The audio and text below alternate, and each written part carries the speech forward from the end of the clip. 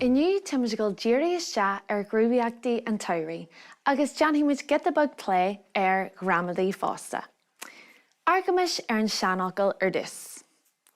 An té a cheann sa Samhradh bíonn rinne sa gibhrí. Aber leo mé an tam seo. An té a cheann sa Samhradh bíonn rinne sa gibhrí. Could you chéile tala sin? Well is agad? Mai hu. Buann sé leis an dea amsir agus an tam breise a bhíon agin nuair atá dea amsir an le bheith taobh amuigh ag obair sa ghairdín nó ag buint solt as caithfí amsire.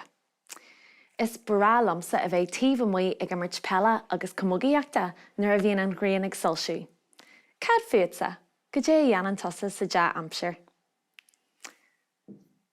Nis, tá muid go bheith arc rudaí éagsúla a dhéantar nuair a bhíonn dea amsir an.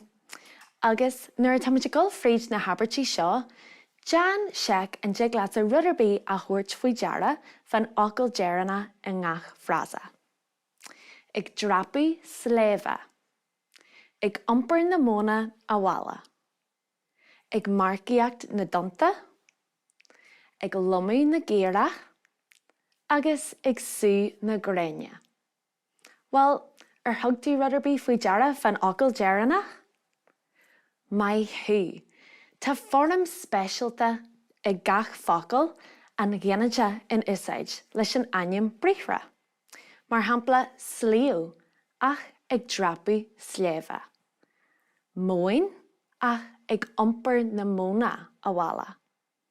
Na tonta ag marcaíocht na donta is brá lomsa sin a dhéanamh ag an trá. Círaí athraíonn sin go ag lumaí na géire, agus athraíonn an ghrian go ag sú na gréine. Ionta mai.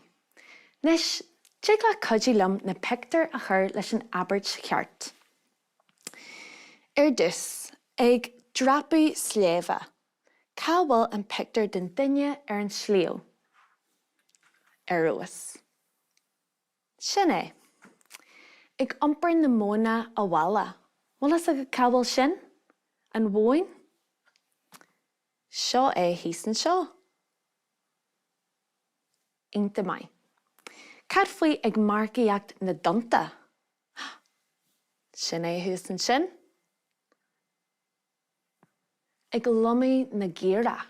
Bíonn na feirmeoirí ag lumaí na géire sa dea amsir. Sin círe an sin. Agus feagann sin ag sú na gréine. An gasar seo taobh amuigh ag buint solt as an ghrian. An óhaidh.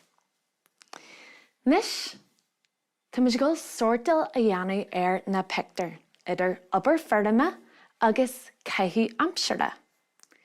Dus, could you take buint leis an dhearm? Cad iad na rudaí a dhéantar an dhearm sa dea amsir? An móin, an bhóin, agus ag lumaí na géire. Ag iompar na móna agus ag lumaí na géire. Mai hu. Mas tú a mbíonn tú ag tonmharcaíocht nó ag sú na gréine an dhearm? nó ag drapaí sléimhe? Ní bhíonn. Buann siad sin le caithfí amsire. Go bra. Nis, bhfuil caithfí amsire bhí agatsa? Cad faoi obair feirme a dhéanann tú obair feirme? A bhairlead iad sin a dhéanamh sa dea amsir nó beidir gur féidir leat iad a dhéanamh a rith na bliana. Smuoinní orthu sin agus dean seic an jiglaid iad a chur san orm ginideach fásta.